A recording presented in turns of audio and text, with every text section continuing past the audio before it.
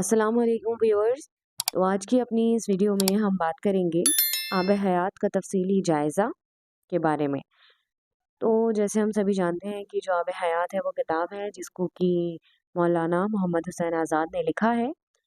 अगर देखा जाए या इसके बारे में हम बात करें तो जो आब हयात है वो उर्दू में तज़किरा निगारी के अंदर अपनी एक ख़ास शनाख्त रखती है और इसकी एक अपनी अहमियत है। तो चलिए इसका जो जायज़ा है उसके बारे में बात शुरू करते हैं कि आब हयात उर्दू अदबी तारीख़ और तज़किरा निगारी के बाब में मौलाना मोहम्मद हुसैन आज़ाद का शनाख्तनामा है।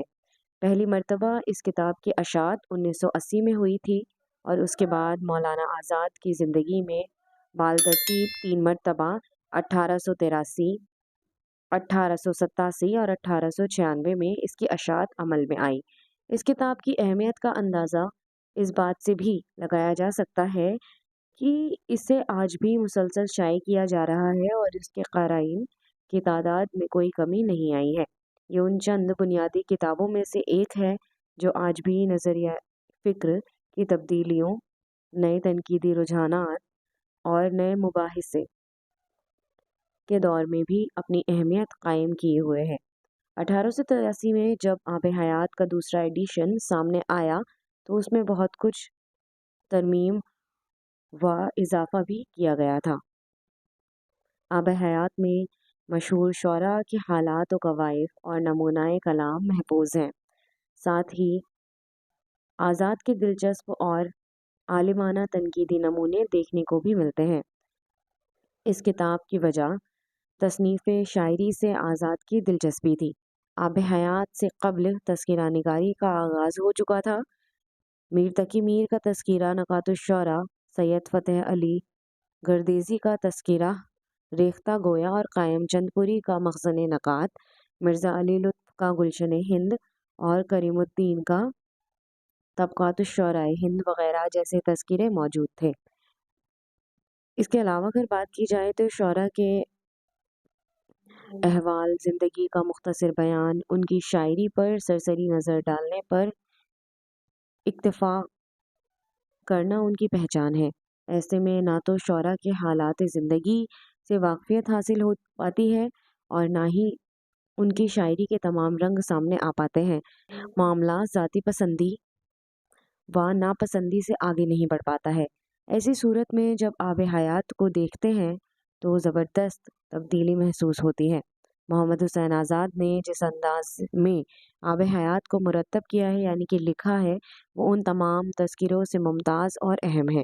इससे क़ब्ल इस किस्म का तज़किरा किसी ने नहीं लिखा था। उनका दावा भी है कि इस किताब में उन्होंने शायरों की चलती फिरती ज़िंदगी दिखाने की जिस कदर मुमकिन हो कोशिश की है। शुअरा के हालात व कवाइद का ज़िक्र हो या फिर उद्वार की तक़सीम, शेर व शायरी की तारीख़ हो या फिर उर्दू अदब की तारीख़, आब हयात में तमाम तर तफ़सीलात को समेटने की कोशिश मिलती है। शायर के अहवाल हयात रक़्म करने में आज़ाद ने जिस पुरलुत्फ़ और दिलचस्प उसलूब बयान का सहारा लिया है वो उनका ही इम्तियाज़ है। आब हयात को 5 उद्वार में तक़सीम किया गया है। उसमें यानी कि 5 जो है वो हिस्सों में तक़सीम किया गया है और इसकी जो बुनियाद है वो इन्होंने शुअरा के हिसाब से ली है। जैसे कि इसमें सबसे पहले ज़बान उर्दू की तारीख़ यानी कि उर्दू ज़बान की तारीख़ पर रोशनी डाली गई है और फिर उसके बाद उसके तहत ब्रज भाषा पर अरबी फ़ारसी के असरात भी वाज़ेह किए गए हैं। फिर नज़्म उर्दू की तारीख़ कलमबंद की गई है। उसके बाद उर्दू के मशहूर शुअरा का ज़िक्र कर कर मुख्तलिफ़ अदवार में किया गया, मतलब जो उनका ज़िक्र है वो मुख्तलिफ़ अदवार में किया गया है और हर दौर के शायर को तारीख़ी लिहाज से जगह दी गई है। तो जब हम पहले दौर की बात करते हैं तो उसमें वली, आबरू, नाजी, मुबारक, हातिम है। उसके बाद दूसरे दौर में बात की जाए तो रंगीन, निसार, खान आरज़ू, फ़ग़ा, हिदायत वग़ैरह।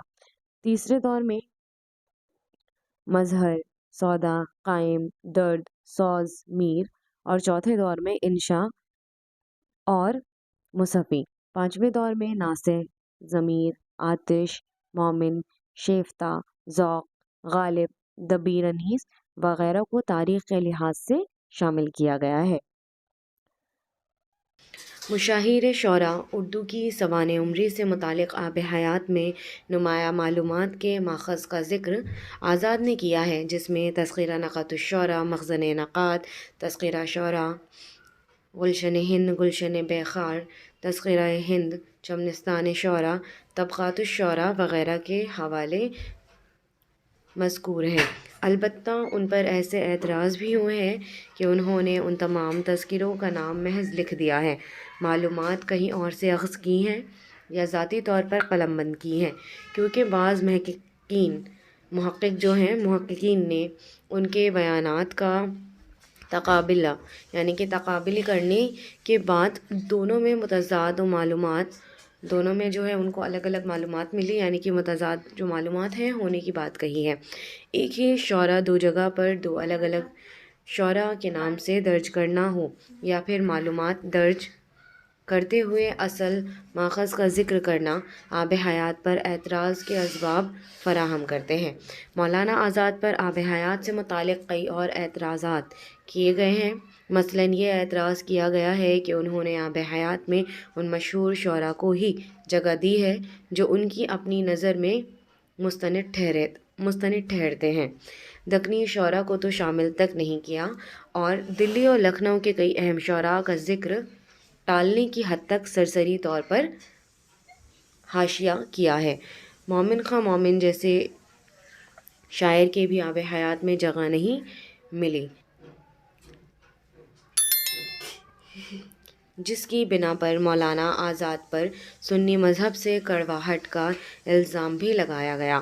حالانکہ دوسرے ایڈیشن میں مومن کو شامل کیا گیا اور نہ کرنے کی وجوہات بھی بیان کی گئی ہیں۔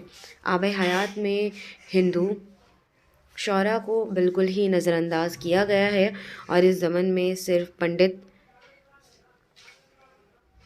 دیا شنکر نسیم کا ہی انتخاب کیا گیا ہے۔ حالانکہ کئی اہم ہندو شعراء کا ذکر ان سے پہلے تذکروں میں موجود ہے جنہیں وہ اپنا ماخذ مانتے ہیں۔ ان تمام باتوں کے باوجود مولانا الطاف حسین حالی جیسی شخصیت نے آب حیات کے لیے مولانا آزاد کی کھلے دل سے تعریف کی ہے۔ آب حیات میں جیسے آزاد نے مشاہیر شعرائے اردو کی سوانح عمری کہا ہے، بہت سی خامیاں اور کمیاں موجود ہیں۔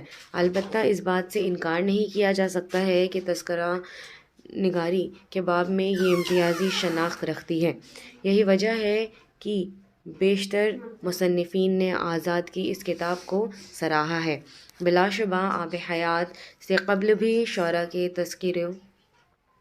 تذکرے لکھے گئے، لیکن ان میں بہت سی خامیاں اور کمیاں تھیں جن کی طرف سب سے پہلے آزاد نے توجہ ڈالی تھی۔ اس کتاب کی ایک بڑی خوبی مولانا آزاد کی انشا پردازی ہے۔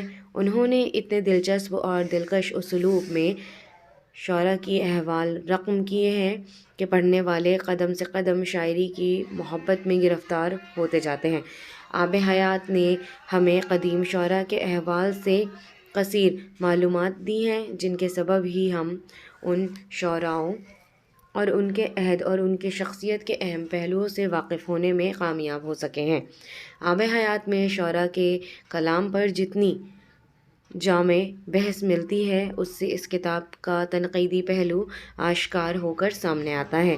انہوں نے شعراء کے کلام کی خصوصیات اور ان کا مرتبہ یقینی کرنے کے لیے جس طرح کے نکات پیش کیے ہیں، اس کی مثال ان سے پہلے کے تذکرہ نگاروں کے یہاں نہیں ملتی ہے۔ اس کتاب میں تنقید کے نمونے جا بجا بکھرے ہوئے مل جائیں گے، جس کے اثرات اردو کے بہت سے تنقید نگاروں اور ادیبوں کے یہاں مل سکتے ہیں۔ تنقید نگاری کے باب میں اس کتاب کو اولین نمونے کے طور پر پڑھا جاتا ہے۔ یہی تذکرہ نگاری کے باب میں آب حیات کی اشاعت کے بعد بہت سے تذکرہ نگاروں نے آزاد کے طرز کو اپنانے کی کوشش کی ہے۔ مولانا محمد حسین آزاد نے تذکرہ نگاری کے باب میں ایک نئے طرز اور اسلوب کی بنیاد ڈالی ہے۔ کئی کمیوں اور خامیوں کے بعد بھی اس کتاب میں بہت سی اچھی اور اہم باتیں سامنے آئی ہیں۔ شعراء کی مختلف ادواروں میں تقسیم ہوں یا پھر ان کے حالات و قوائف اور شاعری خصوصیات کا قدر تفصیلی ذکر کرنا ان سے قبل لکھے گئے تذکیروں میں نہیں ملتا۔ اسے آب حیات کی قابل قدر کامیابی کہا جا سکتا ہے اور اسی سے اس کتاب کی تاریخی حیثیت بھی مسلم ہوتی ہے۔ آزاد کی انشا پردازی اور اسلوب بیانی یعنی کہ بیان بھی اس کتاب کی خصوصیت میں شامل ہے۔ ساتھ ہی ساتھ تنقید کے اولین رنگ دکھانے کے لیے بھی اس کتاب کی خوبی اور تعریف بیان کی جاتی رہی ہے۔ تو امید کرتے ہیں کہ آپ کو یہ جو ویڈیو ہے وہ پسند آئی ہوگی، تو پلیز لائک اینڈ سبسکرائب ضرور کریں۔ بہت بہت شکریہ۔